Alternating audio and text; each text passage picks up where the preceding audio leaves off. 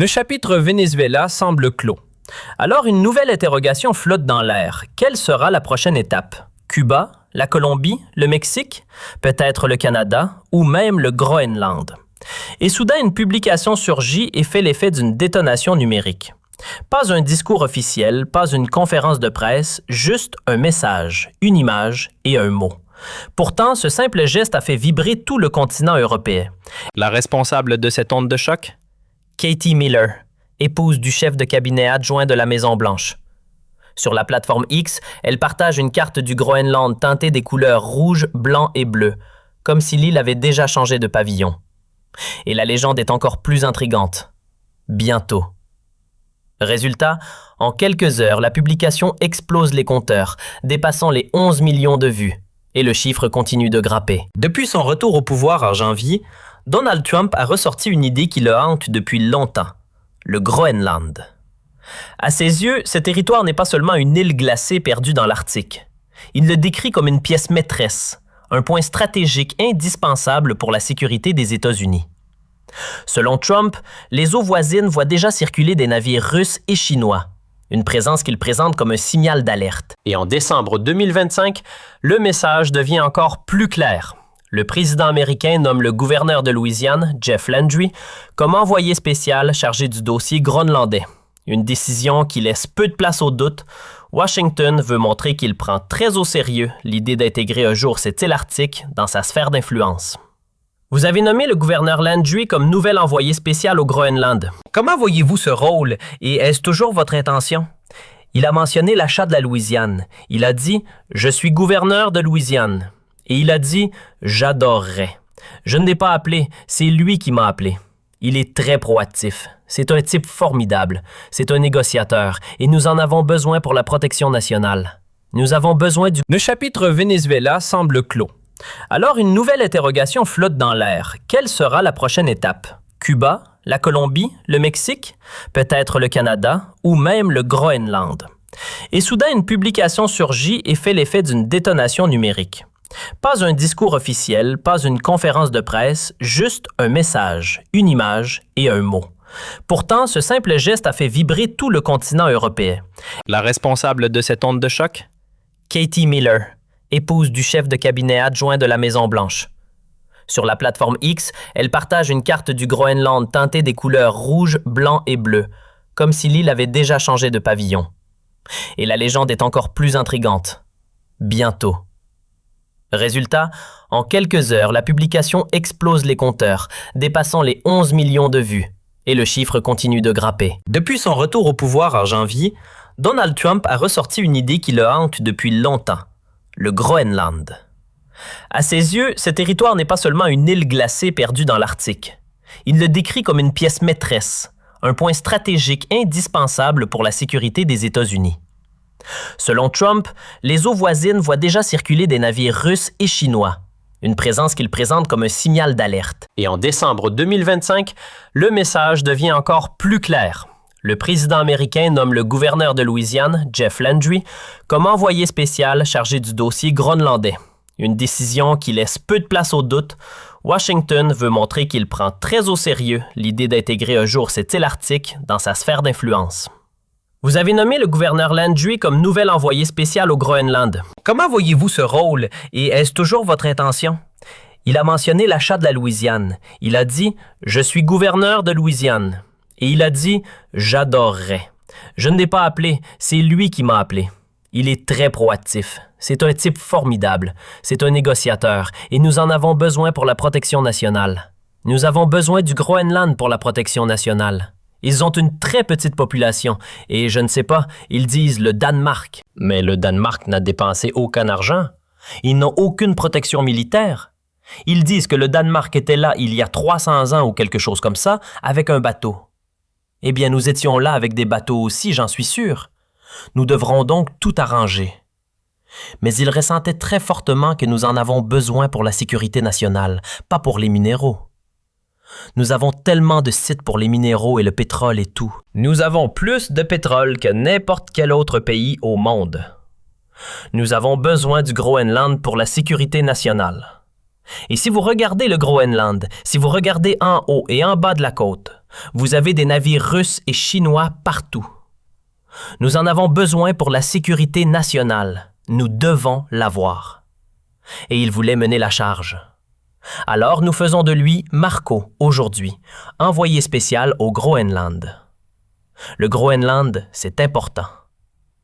Le mois dernier, la première ministre du Danemark a riposté en déclarant « Notre avenir nous appartient de décider. » L'Europe aussi est intervenue. L'Union européenne a clairement indiqué sa position. Le Groenland fait partie du royaume du Danemark et ses frontières ne sont pas négociables. Je me demande si vous avez une réaction à la nomination par les USA d'un envoyé pour le Groenland et aux commentaires apparemment faits pour faire avancer les intérêts américains en ce qui concerne le Groenland. Avez-vous une réaction au fait que les Danois vont convoquer l'ambassadeur américain s'ils ne l'ont pas déjà fait? Merci pour la question.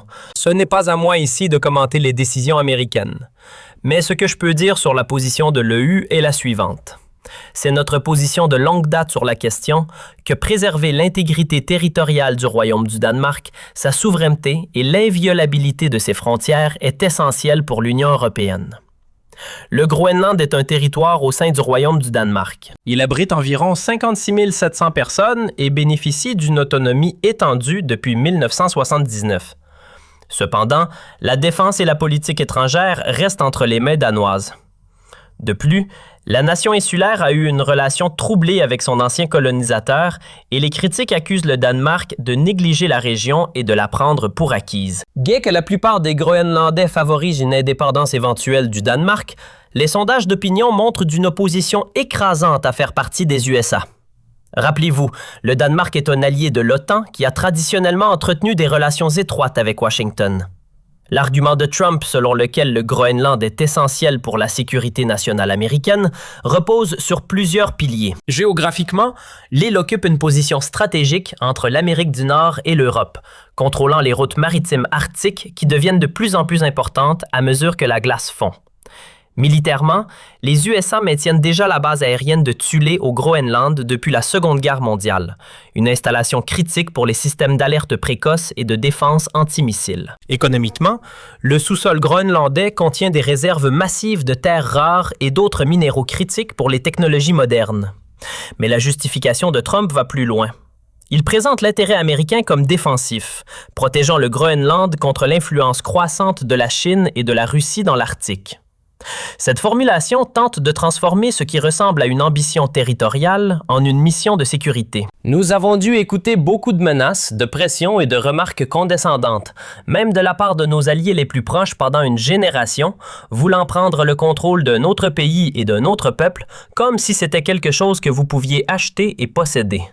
Cela n'a sa place nulle part.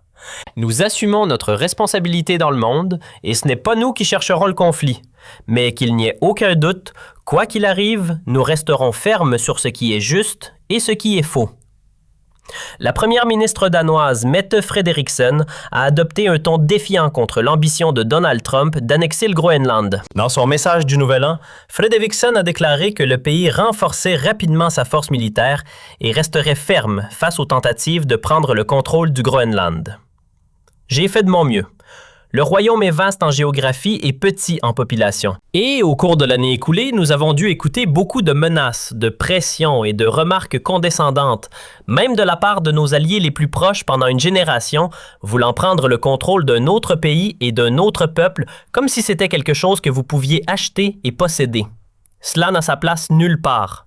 Nous assumons notre responsabilité dans le monde et ce n'est pas nous qui chercherons le conflit. Mais qu'il n'y ait aucun doute. Quoi qu'il arrive, nous resterons fermes sur ce qui est juste et ce qui est faux.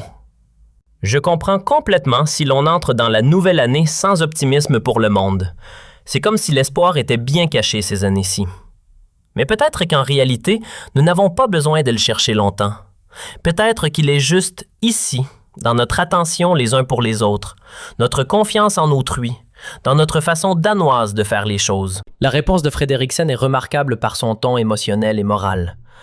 Elle ne se contente pas de rejeter les revendications américaines sur des bases juridiques. Elle les rejette comme fondamentalement immorales, comme un retour aux attitudes coloniales du 19e siècle où les nations pouvaient simplement acheter et vendre des territoires et des peuples. Son message du Nouvel An fait appel aux valeurs danoises, la solidarité sociale, l'égalité, la modestie, en contraste implicite avec ce qu'elle présente comme l'arrogance et le matérialisme américain. C'est une stratégie de soft power tentant de rallier l'opinion publique européenne et mondiale derrière la position danoise. Le message de Frederiksen intervient après que Trump a renouvelé sa campagne pour annexer le territoire danois autonome en nommant le gouverneur de Louisiane, Jeff Landry, pour servir d'envoyé spécial américain au Groenland. Nous avons besoin du Groenland pour la sécurité nationale. Et si vous regardez le Groenland, vous regardez en haut et en bas de la côte, vous avez des navires russes et chinois partout. Nous en avons besoin pour la sécurité nationale. Nous devons l'avoir. Et il voulait mener la charge. Alors, nous faisons de lui Marco aujourd'hui, envoyé spécial au Groenland. Le Groenland, c'est important. Trump a déclaré que le Groenland est crucial pour la sécurité américaine et n'a pas exclu de prendre l'île par la force militaire, même si le Danemark est un allié de l'OTAN des USA. Cependant, Landry a déclaré que l'administration Trump n'allait pas essayer de conquérir qui que ce soit ou essayer de prendre le contrôle du pays de qui que ce soit. La remarque est en contradiction avec les ambitions de Trump. Trump a appelé à plusieurs reprises à la juridiction américaine sur le Groenland pendant sa transition présidentielle et dans les premiers mois de son deuxième mandat.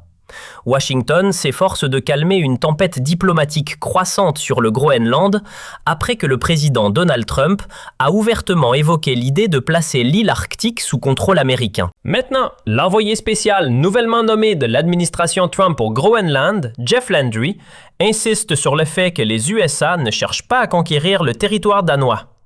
S'exprimant sur Fox News, Landry, qui est également gouverneur de Louisiane, a repoussé les accusations d'ambition impériale, affirmant que Washington veut des conversations, pas la conquête. « Je pense que nos discussions devraient être avec les vraies personnes au Groenland », a déclaré Landry. Que recherchent-ils? Quelles opportunités n'ont-ils pas obtenues? Pourquoi n'ont-ils pas obtenu la protection qu'ils méritent réellement? Landry a souligné que l'administration n'a aucune intention de marcher et de saisir des terres. Nous n'allons pas essayer de conquérir qui que ce soit ou de prendre le contrôle du pays de qui que ce soit, a-t-il dit. Mais ces assurances sonnent creux pour beaucoup en Europe. Il y a quelques semaines seulement, Landry lui-même a déclaré qu'il travaillerait pour faire du Groenland une partie des USA. Et le président Trump a affirmé à plusieurs reprises que l'Amérique a besoin du Groenland pour la sécurité nationale, soulignant sa position arctique stratégique, sa valeur militaire et sa richesse minérale inexploitée. La contradiction entre la rhétorique apaisante de Landry et les déclarations agressives de Trump révèle soit une désorganisation au sein de l'administration, soit une stratégie délibérée du bon flic, mauvais flic. Trump joue le rôle du président agressif qui n'exclut pas la force militaire, tandis que Landry joue le diplomate raisonnable qui veut simplement avoir une conversation. Trump est allé encore plus loin, affirmant que les USA acquerront le Groenland d'une manière ou d'une autre et refusant d'exclure l'usage de la force militaire. Cette rhétorique a déclenché des sonnettes d'alarme à Copenhague. Le Danemark n'aurait pas été consulté avant la nomination de Landry, suscitant de vives critiques de la part de responsables danois qui voient le Groenland comme une partie inséparable de leur territoire souverain. Dans une rare déclaration conjointe cette semaine, la première ministre danoise Mette Frederiksen et le leader du Groenland, Mute Egede, ont riposté avec force. Ils ont déclaré que les frontières nationales et la souveraineté sont protégées par le droit international et qu'aucun pays ne peut simplement annexer un autre, même avec un argument sur la sécurité internationale. Le Groenland, qui abrite environ 57 000 personnes, est autonome depuis 1979, gérant ses propres affaires intérieures, tandis que le Danemark conserve le contrôle de la défense et de la politique étrangère. Les USA, quant à eux, maintiennent une présence militaire sur l'île depuis la Seconde Guerre mondiale. Une empreinte qui continue d'alimenter l'intérêt stratégique de Washington. Le vice-président Jay Vance a déclaré que l'administration s'attend à ce que les Groenlandais exercent